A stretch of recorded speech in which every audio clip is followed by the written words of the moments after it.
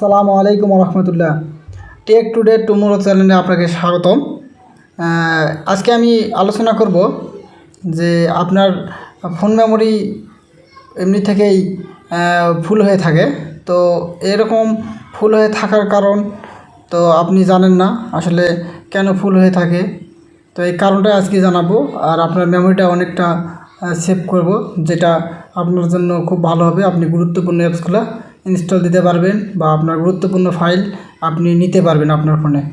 তো সেজন্য আপনি যা করবেন, তো প্রথমত আপনাকে সেটিংসে যাইতে হবে। তো সেটিংসে যাবেন, সেটিংসে গিয়ে সেটিংস অপশনে গেলেন, যাওয়ার পরে এখানে দেখেন যে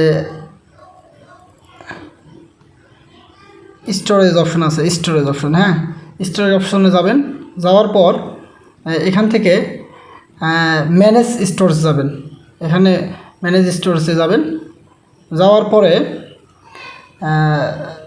দেখবেন যে আপনার স্টোরেজের ফুল স্পেসিফিকেশনটা দেখাচ্ছে।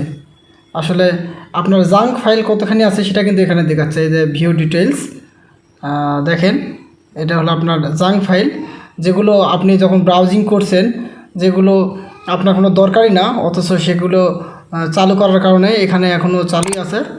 তো সেজন্য আপনি যদি এই জাঙ্ক ফাইলটা ডিলিট করে দেন, এই যে জাঙ্ক ফাইল যে আছে, জাঙ্ক ফাইল যদি ডিলিট করে দেন, তো আপনি অবশ্যই এইখান থেকে অনেক মেমোরি সেভ পাবেন। তো অনেক মেমোরি সেভ পাওয়ার জন্য জাঙ্ক ফাইলগুলো ওয়ান টাচে ক্লিন করবেন। তো দেখেন ক্লিন হচ্ছে, আমি 2.69 মেমোরি এখান থেকে সেভ পাবো। এখান থেকে ক্লিন হওয়ার পরে আপনার ওখানে আপনিও অনেক স্পেস পাবেন আপনার ফোন থেকে, আপনি যদি আপনার ফোন থেকে এরকম করেন।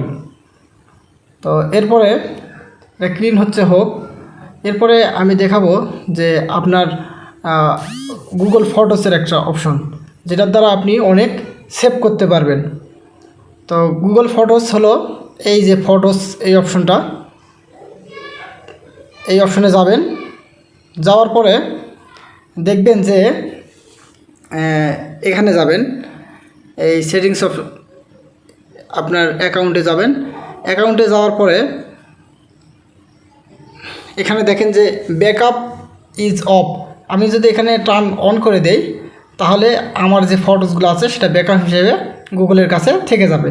এটা আপনি ফটোস যদি ডিলিট করেও দেন, পরবর্তীতে এটা সাইন ইন করলেই আপনি আবার সেই ফটোসগুলো ফিরে পাবেন। এই সেটিংসে গিয়ে আপনি এটা ঠিক করে নেবেন, শুধু জাস্ট অন করে দেবেন। এটা একটা অপশন, তাহলে আপনি ফটো যদি ডিলিটও করেন তবুও পরবর্তীতে সেগুলা এখান থেকে ডাউনলোড করে নিতে পারবেন।